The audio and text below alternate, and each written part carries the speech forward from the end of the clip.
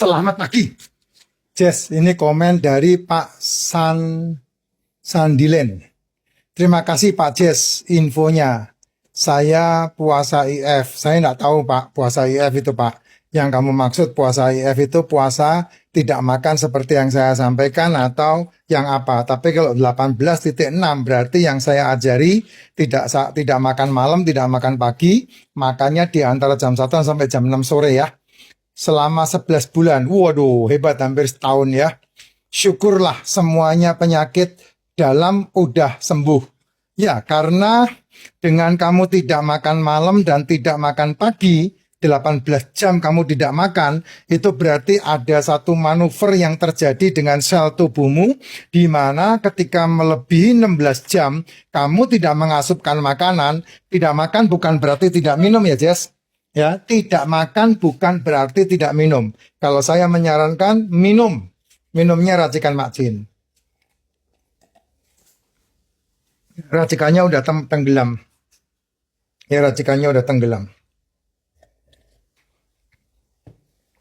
Ini saya mau seduh lagi, nggak apa-apa ini. Boleh. Masih ada warnanya masalahnya. Jadi diseduh lagi nggak masalah. Nah, tidak makan bukan berarti tidak minum. Satu hari tubuh kita itu butuh 8 sampai 12 gelas minum. Nah, 8 sampai 12 gelasnya minimal 5 gelasnya itu adalah dari racikan Mak Jin. Satu saset kamu seduh, diminum, seduh, diminum, seduh, diminum, seduh, diminum. Satu saset itu. Ya, sampai bening. Kalau udah 5 kali diseduh pasti bening. Kalau saya diseduh, dingin, minum, serutup, tambahin air mendidih lagi. Dingin, minum, serutup, tambahin air mendidih lagi. Sampai bisa 5 kali saya tambah. Dan itu sudah cukup. Selebihnya kamu bisa minum air biasa, enggak masalah. Ya, air putih. Air putih itu yang dibutuhkan tubuh namanya H2O. Air mineral boleh, air sumur boleh, enggak ada masalah itu.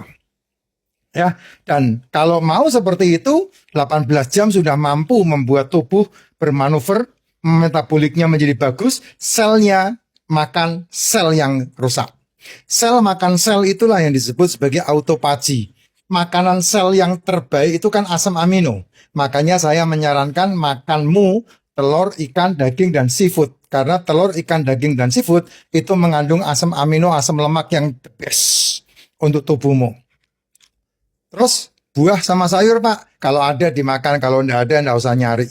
Buah sayur itu termasuk karbo. Mereka menyebutnya serat. Serat itu di dalam perut, susah dicerna, susah diserap. Jadinya TAI. Kalau kamu kepengen setiap hari buang TAI, ya makanya itu nasi, sayur, lauk, nasi, sayur, lauk. Itu tiap hari kamu akan buang TAI. Tapi kalau kamu mau seminggu 2-3 kali buang TAI-nya karena semuanya diserap sama tubuh, tidak ada ampas, ya telur, ikan, daging, dan seafood. Makanya salah besar ketika orang bilang makan telur kentutnya bau. Enggak. Makan telur justru ususmu bersih. Yang membuat kentutnya bau itu bukan telur, bukan daging, bukan seafood, bukan ikan. Itu yang membuat itu adalah itu tadi. Karbo, serat, sayur, buah, nasi, tepung, gorengan, cemilan, cepulu. Nah, itu yang membuat kentutnya bau itu Jess. Tapi kalau kamu makannya telur, ikan, daging, dan seafood, kulitmu bersih, ususnya bersih. Karena apa? Itu semuanya diserap sama tubuh, dicernanya cepat, diserapnya cepat, sehingga kamu bisa kenyang lebih lama. Kalau makananmu karbo-karboan, kamu akan cepat menjadi lapar dan makan mulu. Nah, itu sebabnya kamu tidak pernah memberikan istirahat pankreasmu. Selalu memproduksi insulin. Akhirnya 3, 5, 10 tahun kamu kena yang namanya resistensi insulin. Dan biasanya berhubungannya pasti akan diabetes. Dan berhubungannya pasti akan cuci darah. Itu yang terjadi. Ya, jadi kalau seperti yang Pak Sandi lakukan, ya udah pasti internetnya bagus. Organ-organ dalamnya bagus. Jantungnya sehat. Livernya sehat. Ginjalnya sehat, itu udah pasti. Kenapa? Karena lemaknya tidak berlebih. Lemak di tubuh itu kan karena cadangan energi, karena karbonya berlebih, karena gulanya berlebih.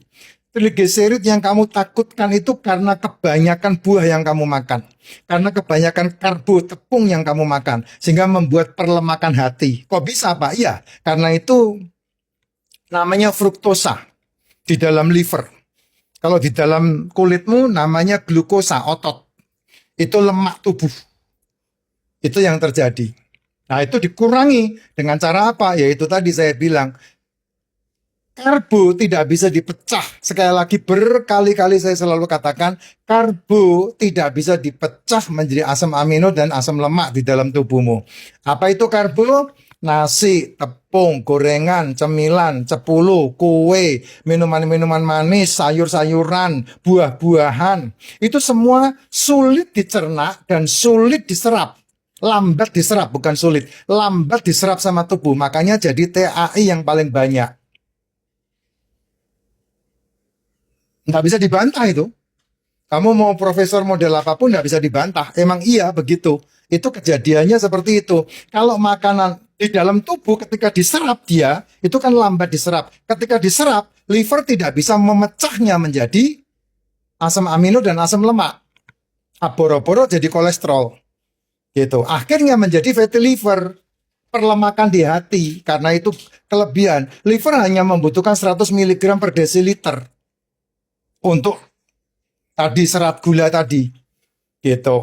Nah, sementara ketika kamu makan telur, ikan, daging, dan seafood, itu langsung dicerna oleh usus, langsung diserap oleh tubuh, dan liver memproduksi itu, menciptakan, mengolahnya menjadi kolesterol. Oleh LDL langsung dibawa ke otak. Otak mengambil 30%. Sisanya itu 65 triliun sel tubuhmu yang makan. Itu yang terjadi. HDL membersihkan jalan LDL. Nah, itu yang terjadi. Kalau kamu melakukan tidak makan 18 jam, maka kamu tidak akan berlebih dengan protein. Makanya ginjalmu enteng bekerjanya. Apalagi minummu satu hari 8-12 gelas. Kalau kamu berat badannya kayak saya, 80 kilo lebih, ya ke atas, ya kamu mau tidak mau minum 15 gelas. 12-15 gelas kamu harus minum itu gitu, minum air itu. Nah, dari 8-12 dan 15 gelas itu, paling tidak 5 gelasnya kamu asupkan dari racikan Makjin. 5 gelasnya, karena ini nutrisi yang dibutuhkan.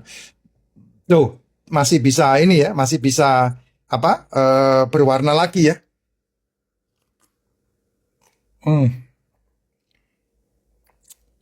Ya, Jess. Jangan takut minum kencing, enggak apa-apa. Karena ginjalmu itu butuh air, lebih banyak air dan oksigen untuk membersihkan darah itu untuk dialirkan ke tubuh lagi.